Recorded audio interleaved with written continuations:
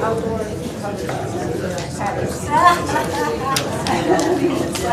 And that's not a part of your life.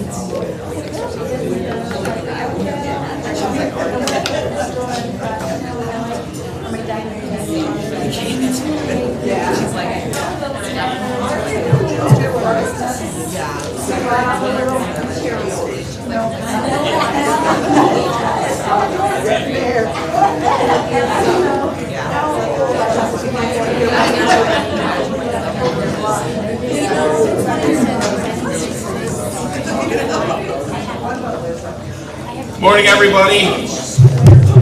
Hold that back a little bit. Glad to have everybody here, and since this is going out on the internet, we have a lot of Delta employees here. I want to use this small platform to register my great displeasure at the change to the Sky Miles account. Terrible. So if anybody knows anybody, tell them it's an awful idea. Well, I was going to talk to Tom, but I don't have his personal contact information, so any of you guys that are there, please do that. Register the mass's great displeasure. So we are on Reason for God, number 5. We've been taking a look at the leap of doubt. And again, the idea here is that Dr. Keller suggests that perhaps we should be willing to question the doubts that we have about Christianity so that we might be able to not just answer those doubts for ourselves, so those doubts can serve as an antibody to skepticism on our part, but also so that we can stand on common ground with other people who might have questions about Christianity, skeptics. And the question today is how can I be part of a church when the church has been responsible for so much misjustice throughout history? Paragraph at the top there. In this peculiar way, Christianity is internally consistent. The church is full of sinners because in order to be a Christian, a person has to admit that he or she is a sinner. In other words, it's not really a surprise that Christians sin, that there's an inconsistency between what they say and what they do, because the Bible explains again and again why people's hearts are drawn towards selfishness, pride, and so on. The Bible says this is how you should live if you believe this, but it also says you can't and you won't, and provides a solution to that problem in Jesus. Christianity, unlike other religions or self-help programs, acknowledges it cannot be followed perfectly. This is a really important point that we start out making here because of the number 1 and number 2 objections people have to Christianity. If I knock on their door, which I've knocked on thousands of doors in this county and the next one, and if people give me a reason why they don't belong to a church, they say one of 2 reasons. Hypocrites. Okay, church is full of hypocrites. Yeah. I don't believe in the resurrection. It sounds ridiculous. Okay, that would be actually a reason not to be part of the church, because that one, if you don't believe in the resurrection, that's kind of the basis. Mrs. Hill. Church is after my money. The church is after my money. Those are the top 2 I've heard. The church is after my money, or the church is full of hypocrites. This paragraph really is going to talk, and part of this study gets after the skeptic's question of, if Christianity is all about being better people, why are there so many examples of people who aren't better, who aren't good? Why are there so many examples of Christians who do wrong things, or throughout history, examples of the Christian church being involved with wrong things, right? The skeptic's objection, number 1 there, people feel they cannot identify with an institution, such as the church, or with Christian individuals, when they see such an appalling record of injustice and hypocrisy. How about 1 and 2? What do you think is driving these comments? And when have you had similar thoughts? Well, I think on 1 is because it's a fact that Christians individually are hypocritical. I mean, they'll say you shouldn't talk badly about your neighbor, and then turn around and say, hey, did you know what? Okay, so Linda said because the church is full of hypocrites. They know they're not supposed to speak badly about their neighbor, then they turn around and gossip. There were, say, in more recent history in the United States, Christian cooperation with politics in a way that can generally become toxic. For instance, during like the 1970s and the 1990s, you had stuff with Jerry Falwell and people who were effectively kind of going after people for like quote unquote summoning demons and ruining people's careers and getting people arrested under faulty evidence? Yeah, I think whenever the church gets involved in government, whether that's in the 70s, the 90s, the 60s, the 50s, the 1500s, the 250s, the thousands, anytime the church gets involved in government, really bad things happen. That's because, again, God established what he talks about, the two kingdoms in which we live. We live in the right-hand kingdom and the left-hand kingdom. The right-hand, or the kingdom of government that God gives us, the kingdom of the church. The Bible doesn't talk about a separation of church and state like we always hear talked about in our political system. The Bible talks about the fact that you are citizens of both kingdoms. So you have a responsibility to be a citizen of the church, to be a citizen of the state in which you live, the society in which you live. And God commands us to obey the government in which that is over us, unless they told us to do something that would be contrary to God's word, right? So if, and this is always a hard thing to say, but raising taxes, that's not telling you to do something against God's word, right?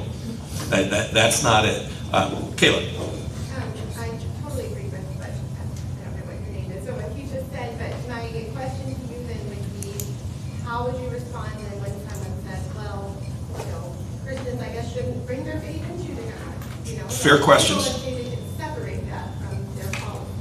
Okay, and Kayla said, so then what do you say to someone who says that can you really separate your faith from the government? I think so what I would say is here's the difference I see. Society is not going to get better if we can elect enough representatives who put up 10 Commandment monuments everywhere. That's not how the church can change society. The way church changes society is to do what Jesus called us to be, is to be salt and light in the world, right? To share the gospel, live our Christian lives. Now, that being said, you're called on to be citizens of two kingdoms, both the citizens of Christ's kingdom and citizens of, here we are in the United States of America. The Bible nowhere says you need to not let the citizenship that you're citizens of heaven not impact at all your choices for who you might elect or choices of policies that you might want to see be enacted. So certainly your Christian faith would inform that. Of course it would, and of course it should. It was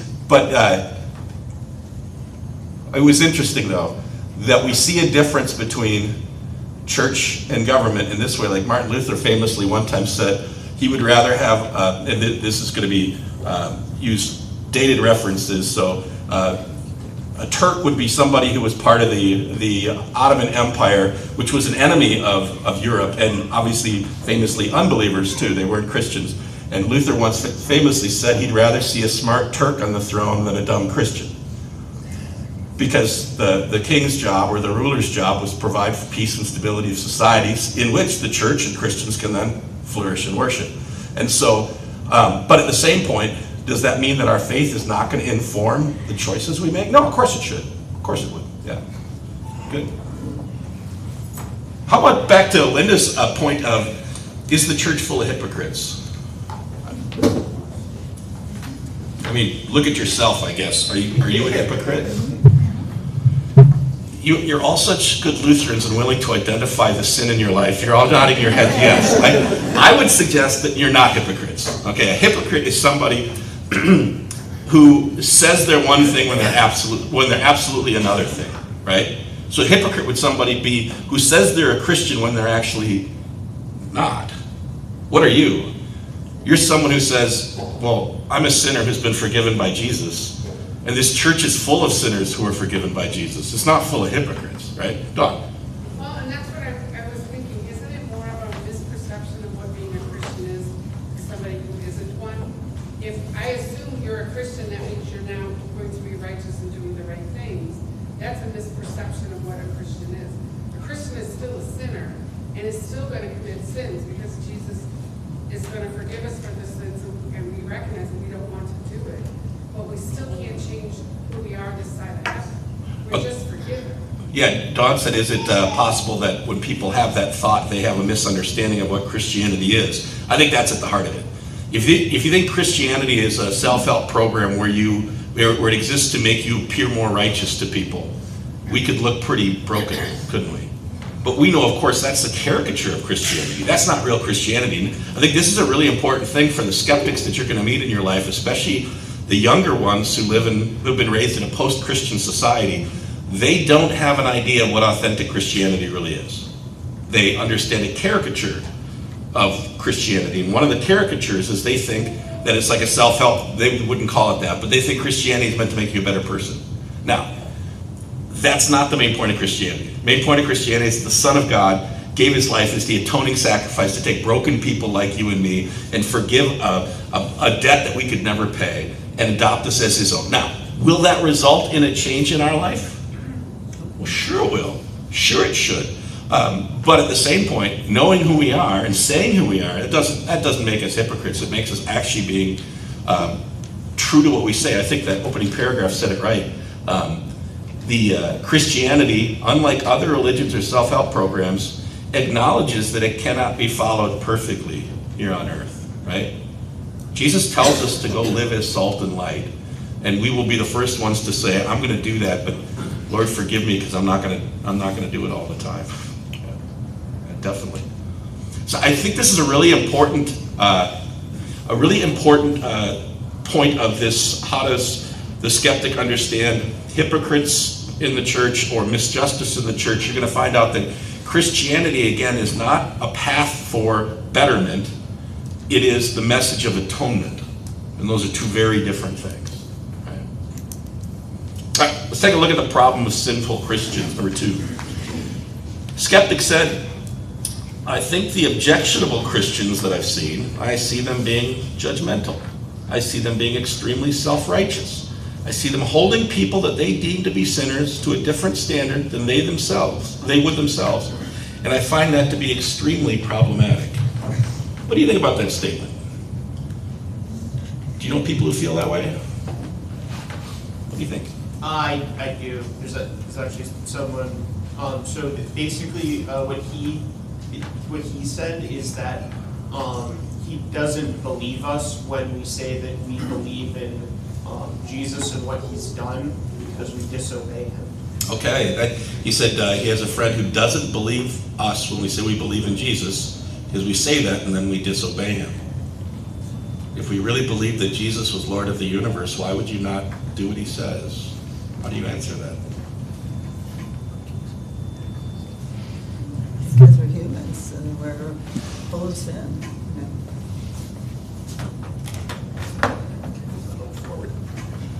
Linda said because we're humans and we're full of sin? How else would you answer that?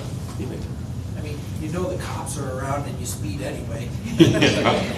You know the cops are around and you speed anyway, that's right. I was just in Waukesha, Wisconsin for a week, and there the speed limit is appropriate for riding lawnmowers. It's 25 miles an hour everywhere. And I just thought, I'm going to get 6 super speeder tickets before I leave here this week. But God was good and gracious. You had your radar on. Yeah, please. This is going back to when you first started, because you mentioned that people always mention money being mentioned. Well, there's one church I know of that it's not mentioned, and that's here. Yeah. That's the point too. He said, you went back to saying that people say one of 2 reasons why they don't come to church. The first is because the church is full of hypocrites. Second, because the church always wants my money. And he said there's only one church where he hasn't heard it be about money, and he said that was here. And that's a product of knocking on those doors, right? Could you explain why it's not mentioned? Sure, yeah. So why is money not mentioned? I grew up in a church where every Sunday the bulletin showed last week's offering, the amount of money towards annual budget, and how much we were short.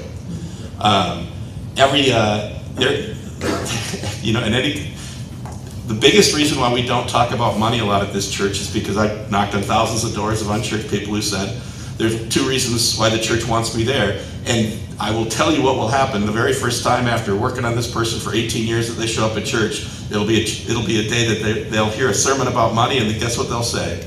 I was right. I was right. I knew it. That's all they're interested in. So we do that really very much on purpose. And when people come through Faith Builders, and we do the Breakfast with Pastor, where we talk about what it means to be a member here at church, I tell them that we don't talk a lot about stewardship for that reason. But that doesn't mean that stewardship isn't important. You look at the amount of Jesus' parables that have to do with money, it's a lot. You know why?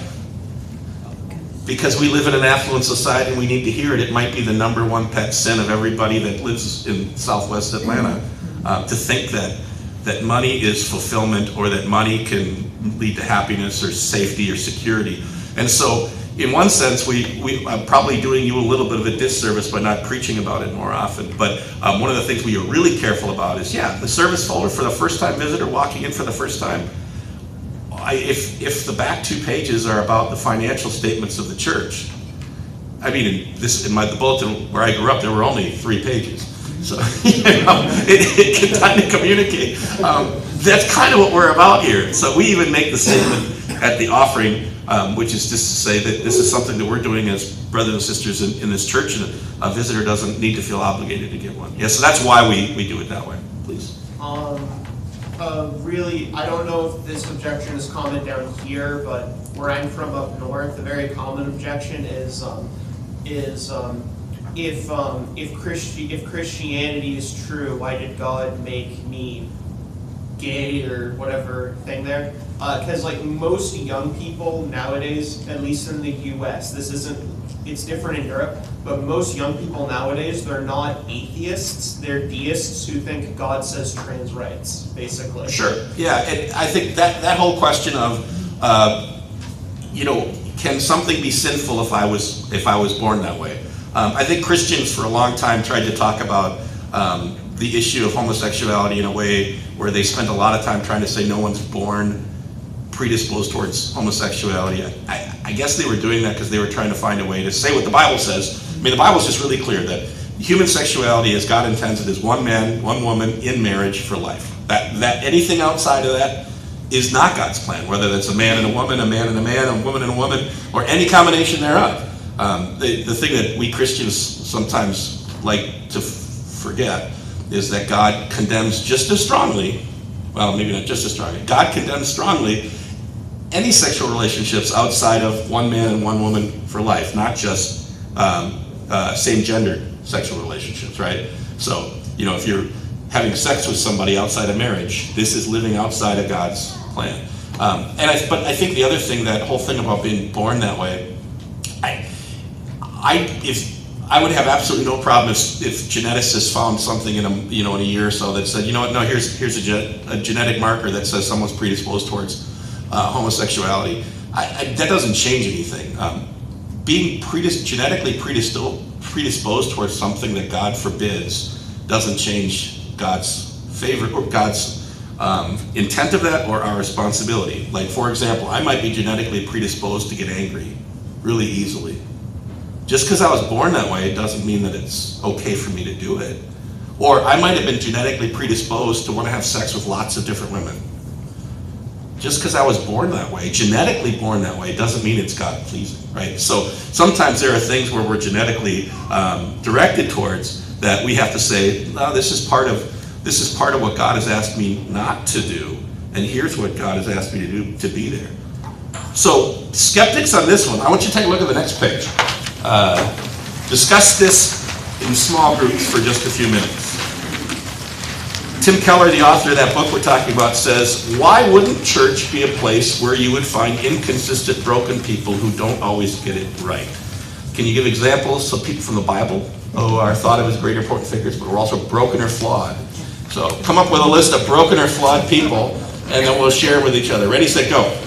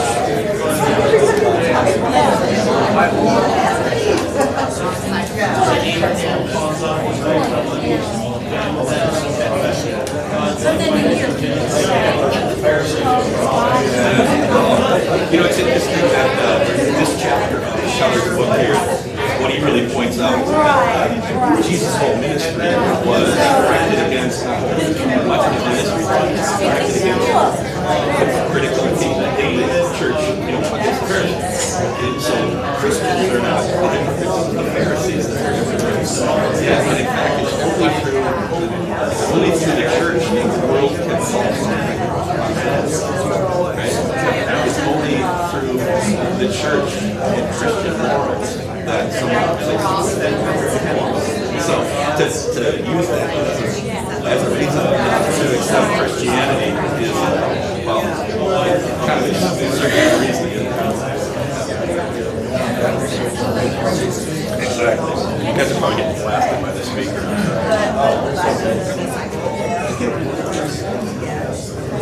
Who are some that you came up with? Saul, I heard. David. Yeah, David again. That's a big one, right? King David. We read his Psalms every week. King David committed adultery and then committed murder to cover it up. Yep. Paul, the great apostle of the Gentiles, was also Saul, the persecutor of the church. Stood watch as Stephen, the first martyr, was stoned to death. Yeah. Please. Moses, who struck the rock in anger. Moses, who struck the rock in anger, and that's why he didn't get to go into the promised land. And before that, he struck something else. He struck a person, killed an Egyptian, hit him in the sand. Basically, everybody after Eve. Basically, everybody after Eve. Yeah, that's a good point. Including exactly the next one after Eve, right? Yeah, please. Would you repeat what? She said basically everyone after Eve. Yeah, and I think it's really interesting that God takes people like Moses and David and Paul and uses them as not just leaders in the Christian church, but examples of faith, because he wants us to remember that God's not going to take us to heaven because of who we are, arrow pointing up, but he's going to take us to heaven because of what he did, arrow pointing down. And that's such a really important distinction, that if you run into skeptics who think the church is full of hypocrites, it is such a wide open opportunity to share with them what authentic Christianity is. Not a path to personal betterment, but the solution of atonement by the Son of God. That's something they just haven't heard. And makes it completely completely logically consistent that Keller says, why wouldn't church be a place where you'd find inconsistent, broken people? But now keep in mind too, and we should keep this in mind among ourselves, if someone is coming from a non-Christian background or from a family, from a background that has maybe you were raised in a nuclear family, maybe you were raised in a place where education was important, maybe you were raised in a place where character building was part of what you did growing up. You might have Christian brothers or sisters who weren't, and maybe just were called to faith. What would you expect their life to be like in their first month of Christianity? Will it look like yours? And here's the really crazy thing. Part of what your life would look like would look that way whether or not your parents raised you as Christians, if they just raised you with character, right? Now, so you take these brothers and sisters of ours who maybe have been raised without any of those things and they become Christians. Well, who would we be to think that they should all of a sudden look like you and me and have the same struggles you and I have? I've been a Christian for 50 years. My struggles should be a little bit different than somebody who's been a Christian for 30 days, right? Yeah, so that's important for us to remember.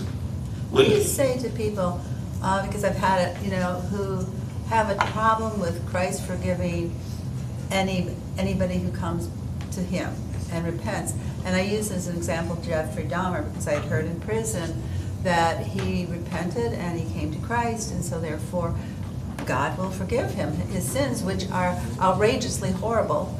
And I tried to explain it, that it's okay, that it doesn't have to be like tit for tat, but I'm pretty weak on that. Question was, if someone is a skeptic because they can't understand how God would forgive anyone's sins, even people that committed horrendous crimes. That usually what I try to do with people like that is take them back into law and gospel, because the law, what it does, the Holy Spirit uses that to convict me of my sins. And that's kind of the point of the gospel reading today, where Jesus tells the parable of the unmerciful servant. The first half of the parable talks about this man who owed It says 10,000 bags of gold. It used to be called 10,000 talents. Call it like 10,000 years wages. What would that work out to be today?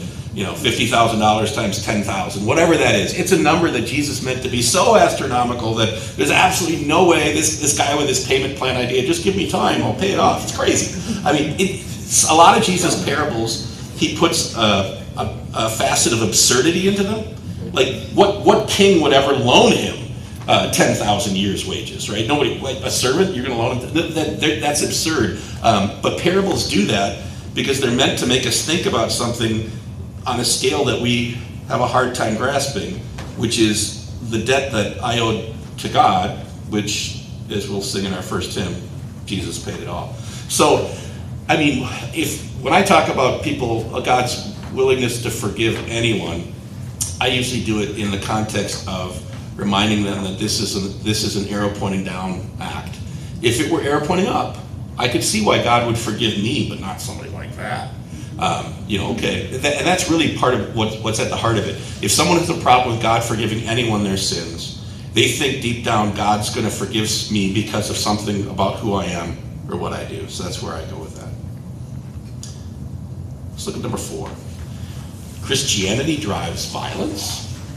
In his book, God is Not Great, Christopher Hitchens addresses a hypothetical question he was asked on a panel with a radio host, Dennis Prager. He was asked, if he were alone in an unfamiliar city at night and a group of strangers began to approach him, would he feel safer or less safe knowing that these men had just come from a prayer meeting? Before you look at the italics, if you hadn't read that yet, what's your answer, right? Here's this group of men, dark night, but hey, they just came from a prayer meeting. You feel safer. You'd feel safer, right? Hitchens says, just to stay within the letter B, I've actually had that experience in Belfast, Beirut, Bombay, Belgrade, Bethlehem, and Baghdad. In each case, I would feel immediately threatened if I thought that the group of men approaching me in the dusk were coming from a religious observance. All right, now think about that. So what's he saying here? He of course is anti-religious, and what he's saying is not just Christianity, but religion in general, he says, is what drives violence. And now the part of this argument is that all of us good red-blooded Americans want to nod our head up and down when it comes to Islam. Of course that leads to violence, right? But he's saying all religion. Right, so the first B on the list, Belfast, right? What reference is he making there? Catholic. Yeah, Catholicism, Protestantism, and the Troubles, as they called it in Northern Ireland. If somebody was coming from a religious observance, you might get bombed, right? That was all pure Christian. Yeah. You go down the list there, he was saying religion causes trouble. So look at number 6 then. Hitchens then gives a detailed description of the tense social and political situations within those cities, which he attributes to religion.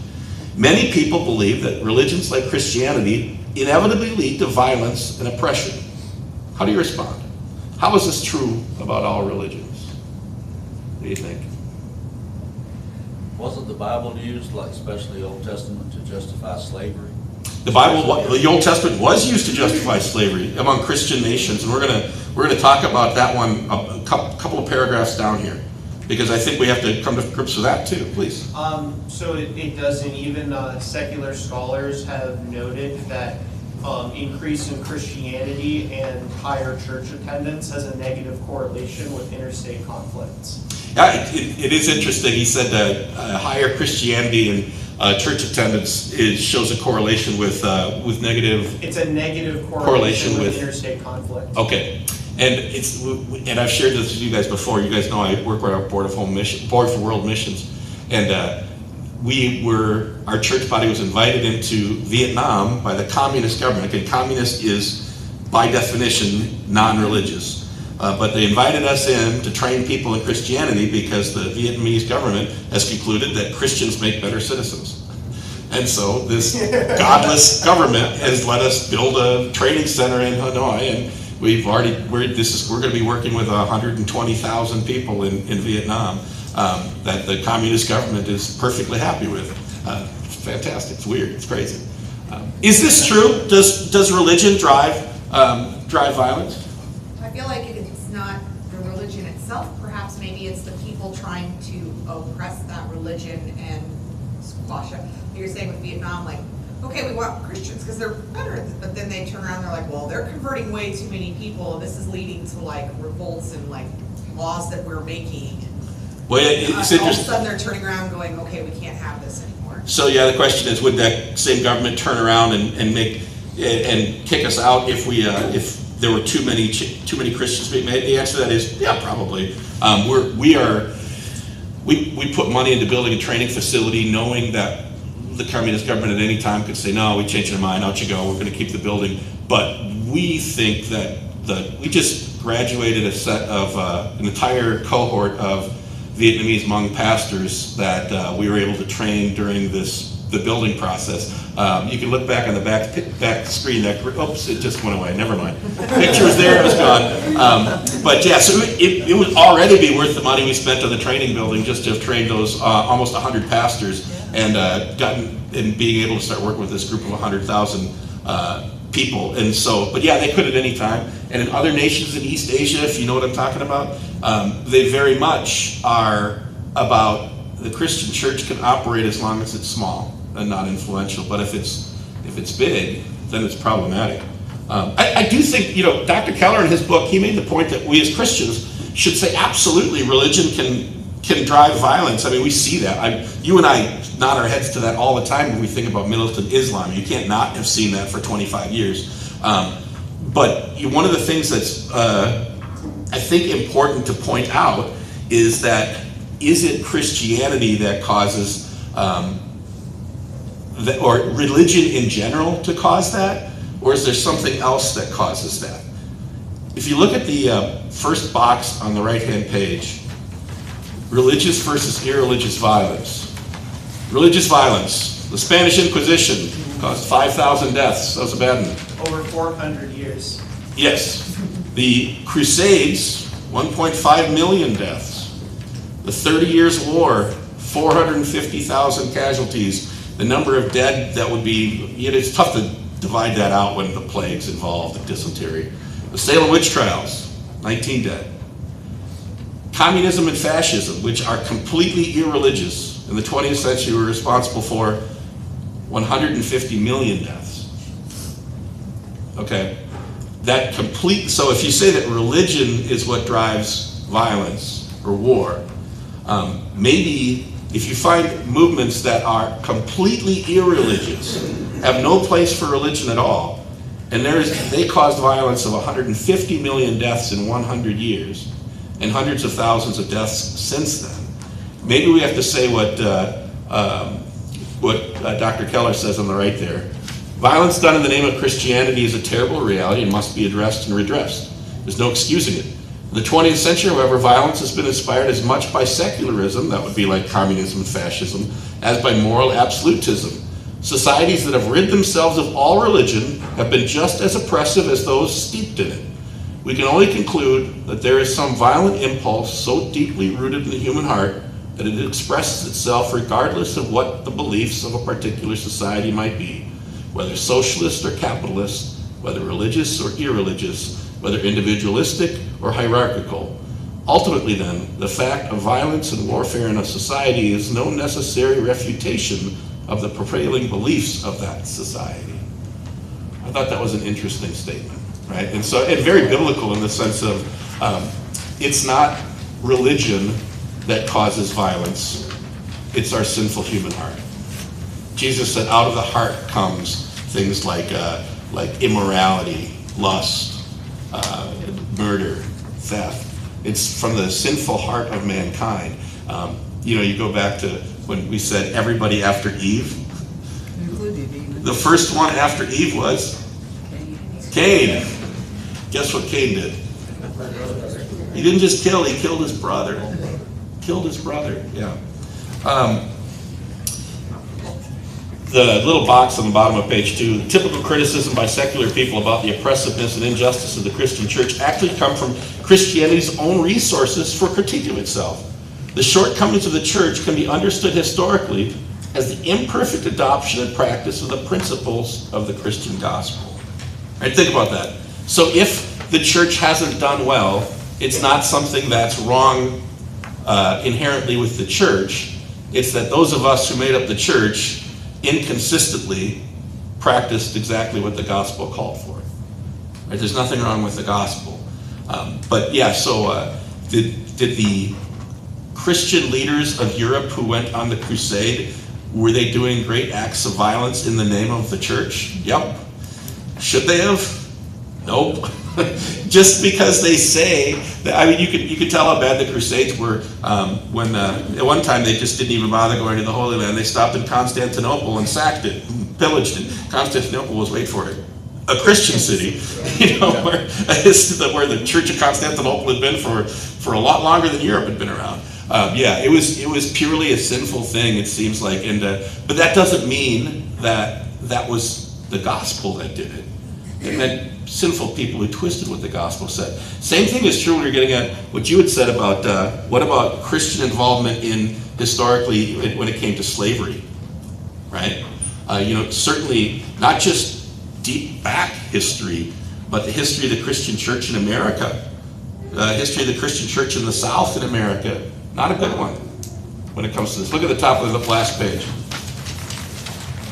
A deep stain on Christian history is the African slave trade. Since Christianity was dominant in the nations that bought and sold slaves during that time, the churches must bear responsibility along with their societies for what happened. Even though slavery in some form was virtually universal in every human culture over the centuries, it was Christians who first came to the conclusion that it was wrong. Right? So this is an important thing. Should Christian churches have absolutely known that buying and selling people was not a good idea? Absolutely, right? No question about it. We have to be willing to just say, you know what, no, people that did that was just wrong. But for skeptics who say, here's a reason why I don't think I want to give a hearing to Christianity, a really important point is that, again, there was slavery in every culture of every age in the history of this world. It was Christianity that called it wrong. Right? Listen to this. Underneath number 11. The social historian Rodney Stark writes, although it has been fashionable to deny it, anti-slavery doctrines began to appear in Christian theology soon after the decline of Rome. Remember when that would be? Depending on Western Rome. Yeah. Western Rome would be like the 300s. Yeah, we could even call it 500 probably for the fall of Rome. I think of 480 was it 46. 475. I think. 475. Okay. Were accompanied by the eventual disappearance of slavery in all but the fringes of Christian Europe. When Europeans subsequently instituted slavery in the New World, they did so over strenuous papal opposition, a fact that's conveniently cut from history until recently. And finally, the abolition of New World slavery was initiated and achieved by Christian activists. And this is an amazing story. If you haven't heard about this, what happened in the 1830s in London. Of course, Christian abolitionists started the movement to stop slavery in the New World. One of their things was, there's no slavery in England, why should there be slavery in our colonies? But in order for them to do that was going to cause in the British Empire an absolute economic nightmare. Listen to what it says in that little box on the right.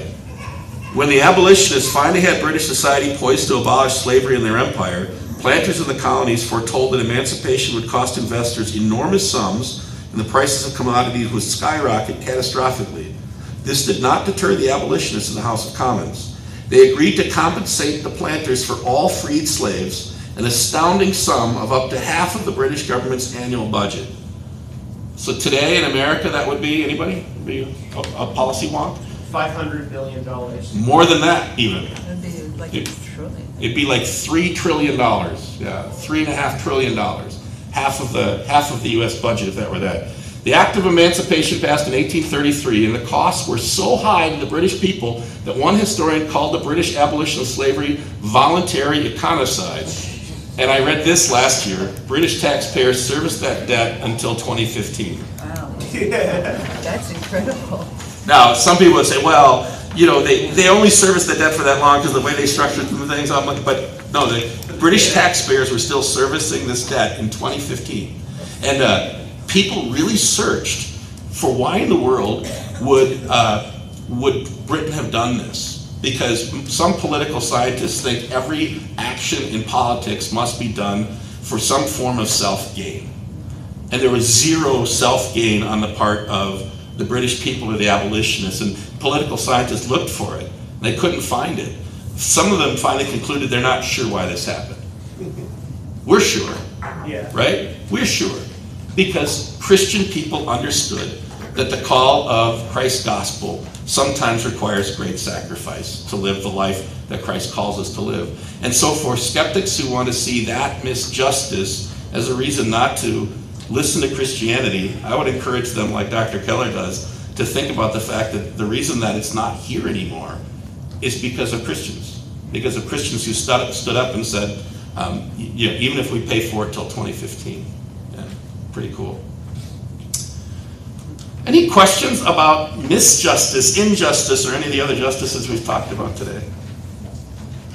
So next week, what we're going to talk about is how can a loving God send somebody to hell? I've heard that one a lot. So join us next week. Thanks for being here.